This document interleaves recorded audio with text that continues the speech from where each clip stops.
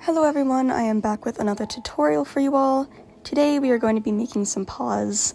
I'm going to be showing you how to do the template digitally and kind of traditionally, or at least talking you through how to do it traditionally, and showing you how to properly sew them together along with some stitching techniques.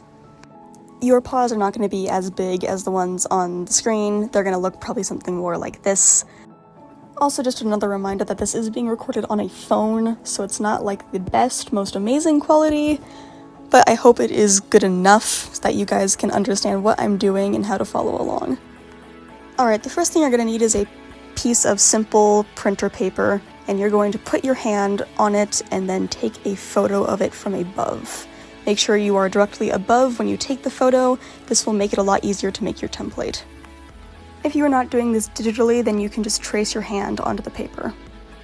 Next, you're going to need to open some form of drawing app. I'm using Procreate, but whatever works for you. To make a new canvas and go to custom size. Usually the standard is pixels. You're going to want to turn it to inches. You're going to have the width be 8.5 and the height be 11 inches. This is the standard size of most printer paper. You're then going to create your canvas and you're going to import that photo of your hand that you just took. And then enlarge it so that the whole canvas is basically just the paper of the photo. This is the main reason why you want to take it from above. You are also going to need to turn on the symmetry tool and try to center it as best you can. You could also move the photo itself if you want to center it. Any brush also works, does not matter. I just use a pencil because it works best for me. Turn down the opacity on your image layer and then create a new layer to draw over top of it. You're now going to start tracing over that image around where your fingers are and start making just kind of this glove shape or just the base of what your hand looks like. Don't go straight to your hand, you want to expand it out a little bit as the base of a paw is a bit wider than your actual hand will be. You can see I'm adding these little lines here. These are called darts. This shows where all of my pieces will connect, or specifically where the fingers of my paw will connect. You can also go back and just start editing and messing with it till you're happy with what the base looks like. And you're going to start with your fingers. You're going to go up to about basically the length of your fingers and do a kind of curved line over top of that. Make sure that you have each side of your finger of the paw go to where those darts that I put earlier were, because that is where they are actually going to connect on the suit. And again, you can go back and edit any parts that you want to till you're happy with the design. For making the second pair of smaller fingers, you're going to do basically the same thing that you did on the bigger ones. I'd like to just go a little bit bigger than how you made the first pair of fingers, and once again do that same curved image. You should have something that looks somewhat like this when you're done. At this moment, you can also now turn off your original image layer. Now we're going to create a new layer and start drawing our paw pads. You don't have to do this in another color, I just prefer to. We're gonna start making just these kind of oval shapes that somewhat match the original shape of the finger itself. Make sure that you leave a gap around it and flatten out the bottom. This will look a lot nicer when you attach it to the suit. Do the same with the smaller finger.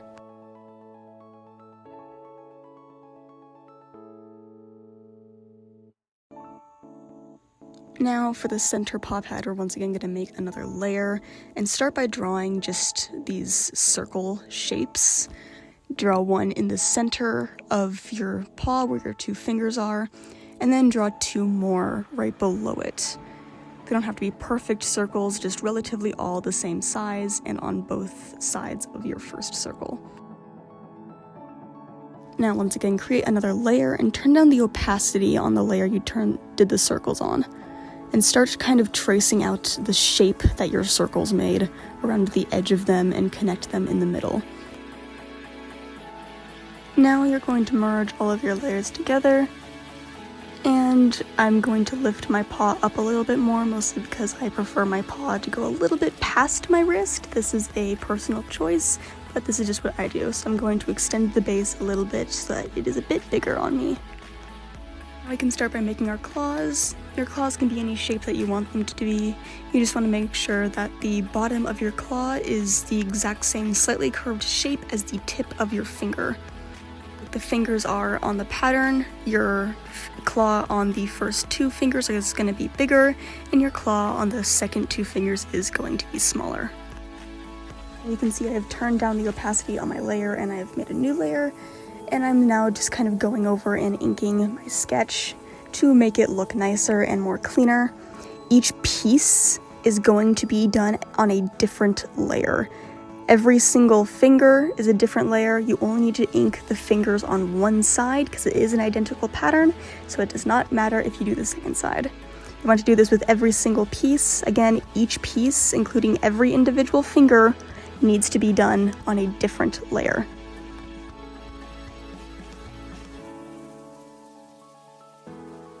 Now you can see that I've taken the layer that has just one of my fingers and I've rotated it. I'm going to be putting it on its side and duplicating the layer, then flipping it and putting it together. I'm going to do the exact same thing with my smaller finger and repeat the process. Now you're going to see me basically arranging all of my pieces on the paper or canvas, and once you're finished doing that, you can just print it out on whatever printer you will be using to the correct size. It's pretty simple to do. You can just upload the file. It should automatically size itself correctly.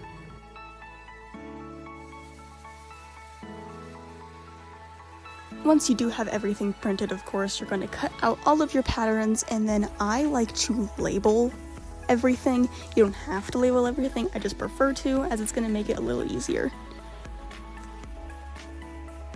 Also, when it comes to tracing your patterns onto the fabric, make sure that you are only using a Sharpie, or you're going to be seeing me using a water-based acrylic paint pen here. This is a gold paint pen that I just got off of Amazon. It works great. However, when you are working with, say, a lighter color fabric like white or a light gray, I would suggest you use only a black or a silver Sharpie. You might see that red Sharpie in the background. That was a last resort as my Sharpie had died. So don't be like me in that case. I didn't actually have to use it, but just be careful. When it comes to how many pieces you need, you are going to need to cut out 4 of every single finger piece. This means 2 facing to the left and 2 facing to the right with every single finger, both the finger piece that goes on the top and the finger piece that goes on the bottom. When it comes to the base part of the paw, you will also need to cut out 4, again, 2 left and 2 right. Remember how I said this is an identical pattern? This means that you just have to flip your piece to get your left and right sides. Trace it on one side and then flip over your pattern to trace it on the other. And instead of cutting out every individual piece from your fabric, cut around it to get this kind of blocky square shape. This will help you a lot when it actually comes to cutting them out, because without all of that extra fabric attached, you can simply just rotate your fabric to cut out all of your pieces. This will make it a lot easier when it comes to actually cutting them out. Now that I've got all of my pieces out, I am going to start shaving them. You're going to want to shave down your finger pieces specifically, as it's going to give you a nicer look and it'll be easier to sew in the future. The clippers that I use are a very expensive pair. You do not need to get these professional ones. I also have used a really good $85 pair of pet clippers. I'll put the link to both in the description. Again, you don't need these super expensive ones, but I used a perfectly good pair of $85 ones. These ones were over $200 that I'm currently using. But there are plenty of options. You're going to see that on those pieces that have the cut, I am leaving the tips fluffy. I'm going to show you why I do that later on.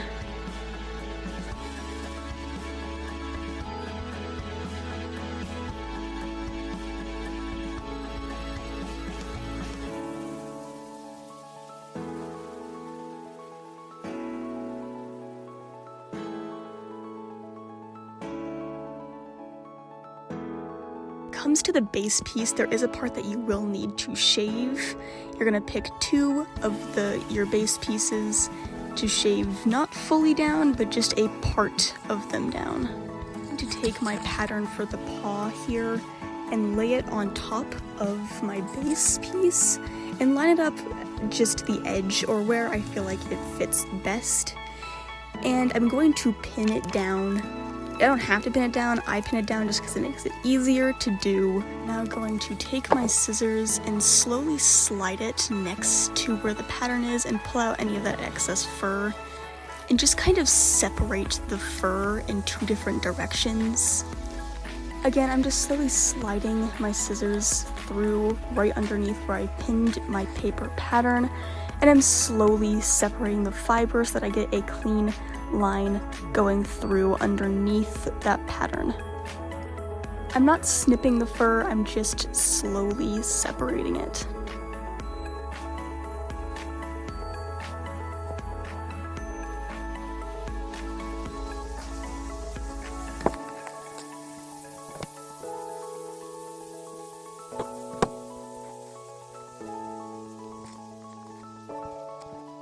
I'm now going to shave away that top part that I flattened out by very slowly just working the fur away. Don't go too fast, just very slowly. I like to leave some fluff around the outside edge for some fun artistic detailing. This is a personal choice, again, you don't have to do it. I'm now going to move on again and just do the exact same thing with my other base piece.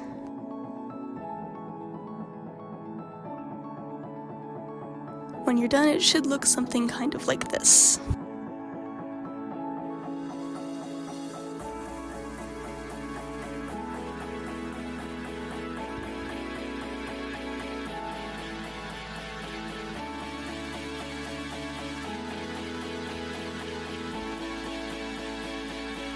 Now, when it comes to paw pads, I prefer to use something called minky fabric.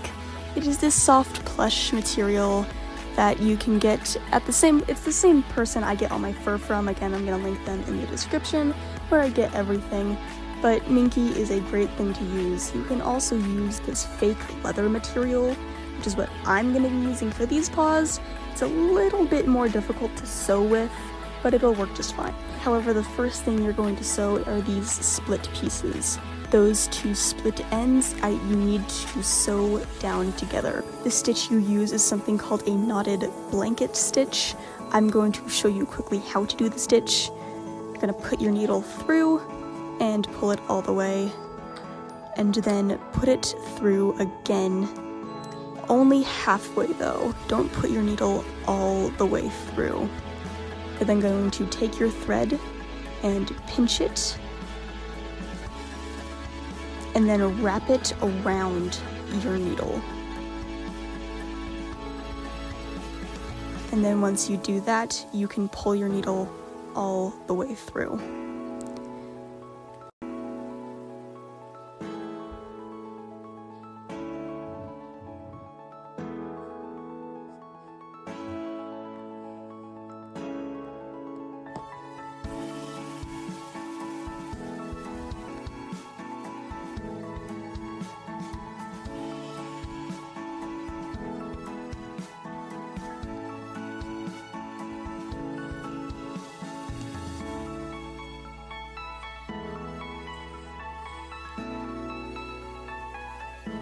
You're going to be doing this to all of your pieces.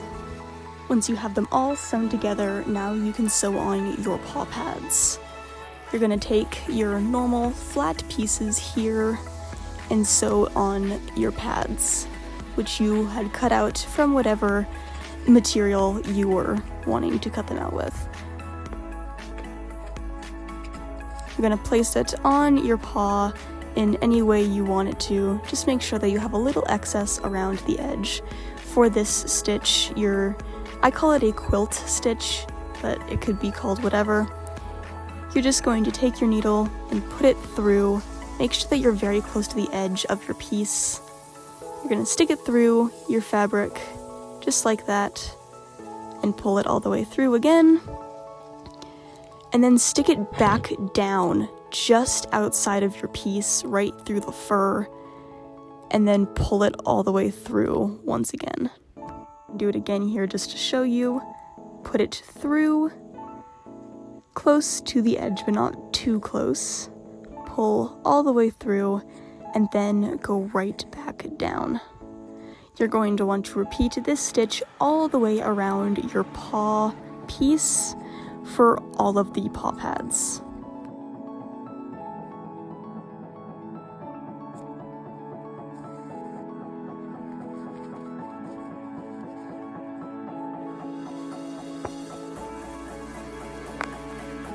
Alright, now that I have all of my paw pads sewn together, I'm going to take my little top pieces, or they're almost like caps, and we're going to sew them around the edge of the paw pad. You're going to get your piece with your paw pad and your top piece, and you're going to basically sew them together using the same knotted blanket stitch, connecting the two tip pieces and just sewing around the edge.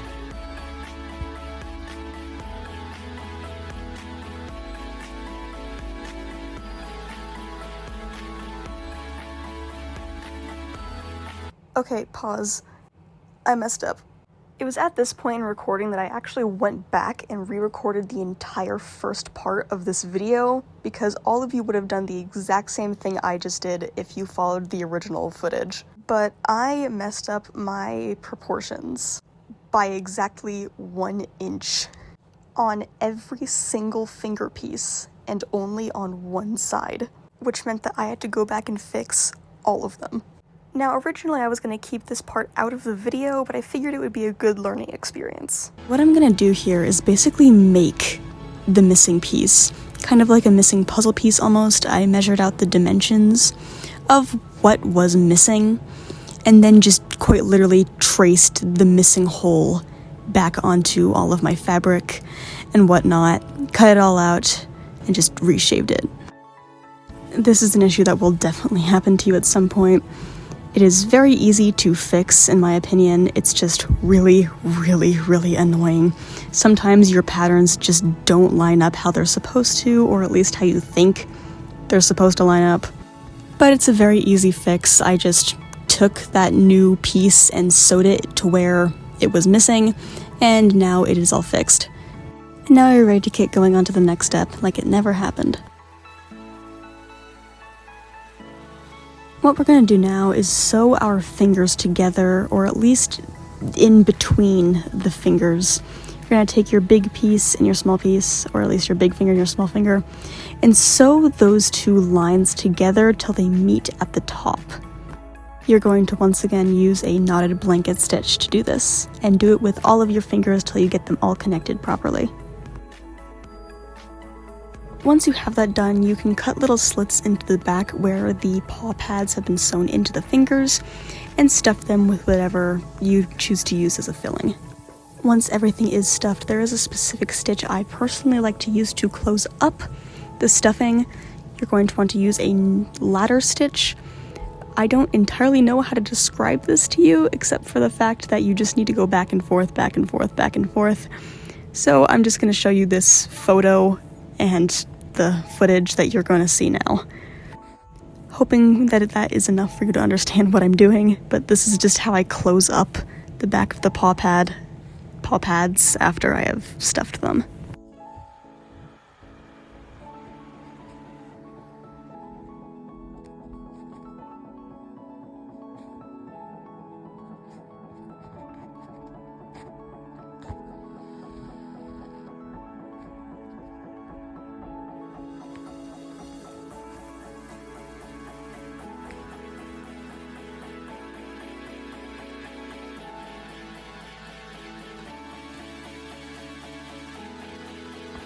Once you have finished doing that, you can now sew your base to the fingers, or the fingers to the base, connecting up the points, and once again doing that knotted blanket stitch around the edge and connecting the pieces.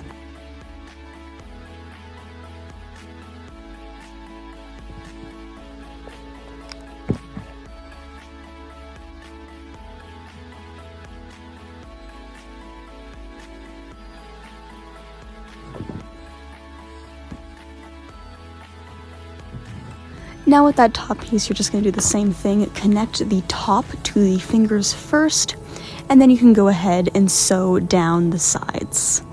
Once again, using that exact same stitch.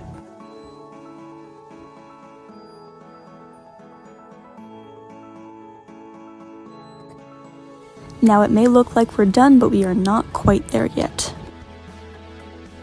You are going to take some 1/2-inch upholstery foam, and you're going to get the finger pieces for your first and second finger and trace those onto the foam. You're going to do 4 in total, because you're only going to be needing to do this on one side.